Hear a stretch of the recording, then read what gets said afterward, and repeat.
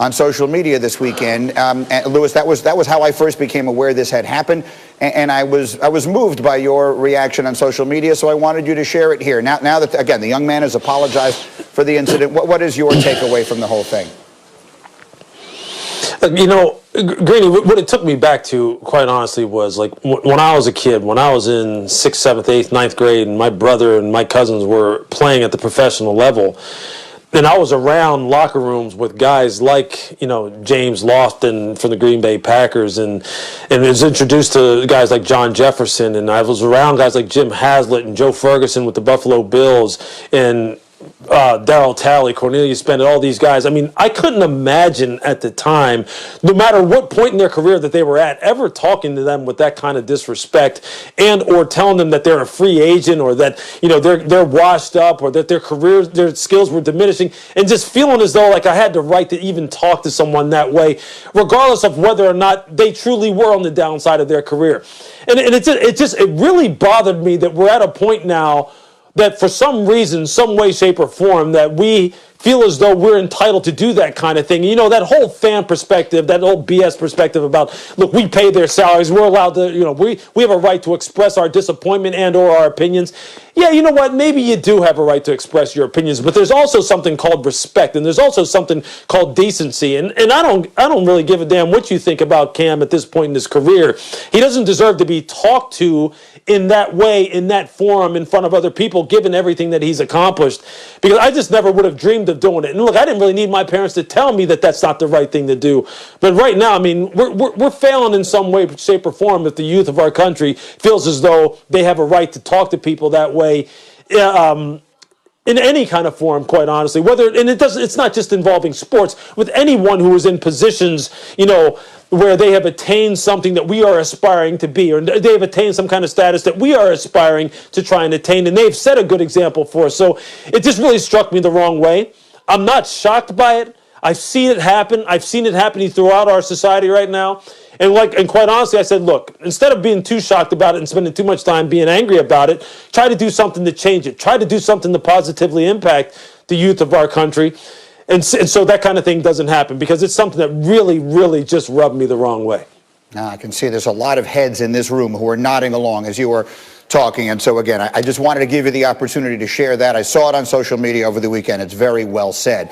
In entirely other news involving Cam Newton, in an interview with the Boston Herald, Cam was asked, among other things, about the possibility of retiring, and his response was, quote, "Hell no, I can't go out like that. I hear all of that talk. My pride won't allow me to do it. There aren't 32 guys better than me." So let's quickly touch on that if I can. Jeff Darlington, what, if anything, should we expect the market to look like for Cam Newton this offseason?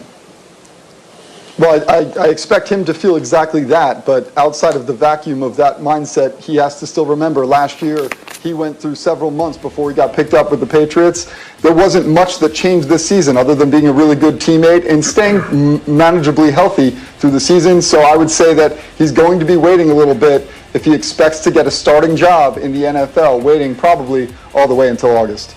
Mike Tannenbaum, if you're the general manager of a team that has an opening at quarterback, how are you viewing Cam right now? He's competing. I'm not giving him the job. I think an ideal situation is Denver. Go in and probably back up Drew Lock initially. Drew Lock is not entrenched, and get healthy, rehab. He just wasn't the same guy after surgery. It looks like he needs more time to get to where he is. So I don't think there's going to be a starting job just given to him in free agency.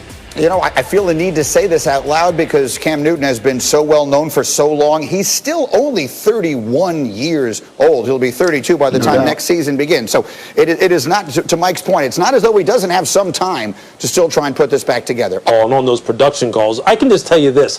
The frustration was palpable. I mean, it came through on those Zoom calls in a way that you could feel just how frustrated he was. That one, he knew that he was kind of undermanned as far as his football team and the weapons that he had, that he couldn't do the things that he was used to doing. He couldn't get his team to play at a consistently high level like he was used to doing. And you could tell that it frustrated him.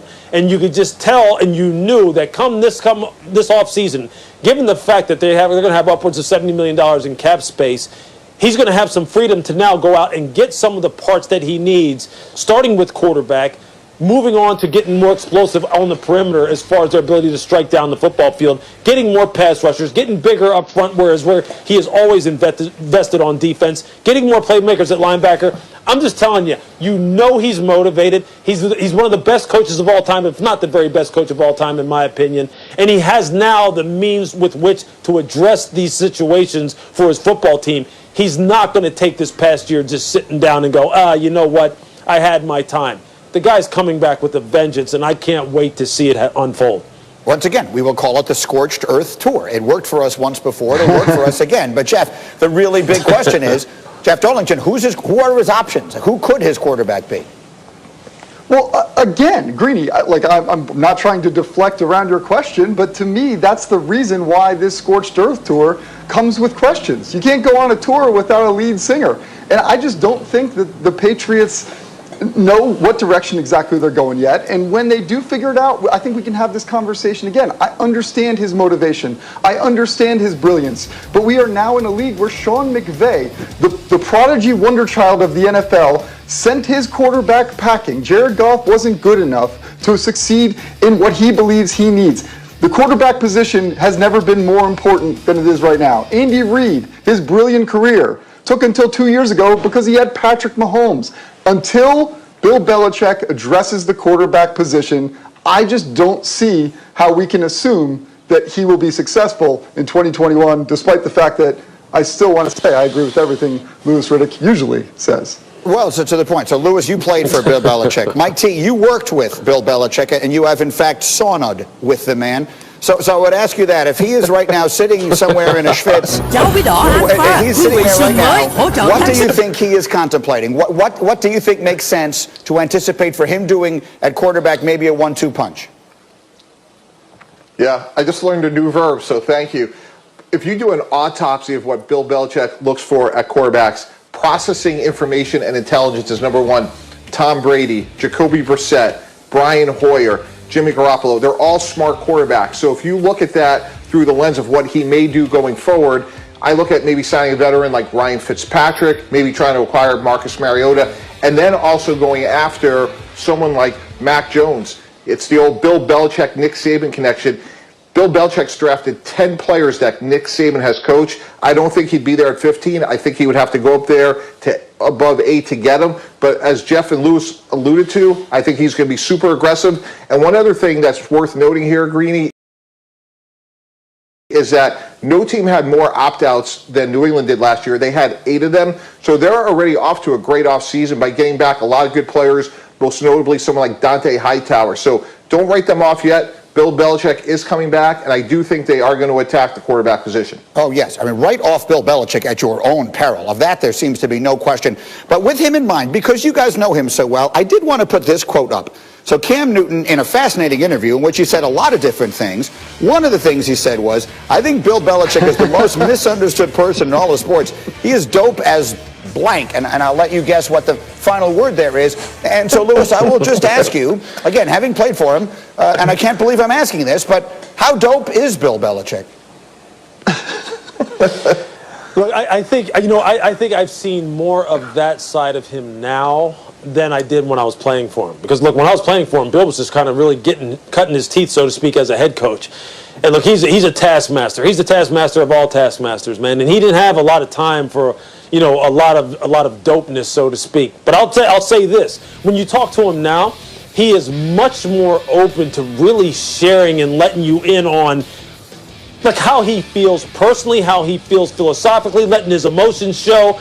And in the times that he did loosen up when we were in Cleveland, he is a guy who does have a sense of humor. Look, he likes to talk about the same things that we all like to talk about as guys, when we all get together and just chopping it up. He is no different than the rest of us, man. Okay, he's no different than the rest of us. So I think what Cam is saying is, look. Louis, when our staff tried to find something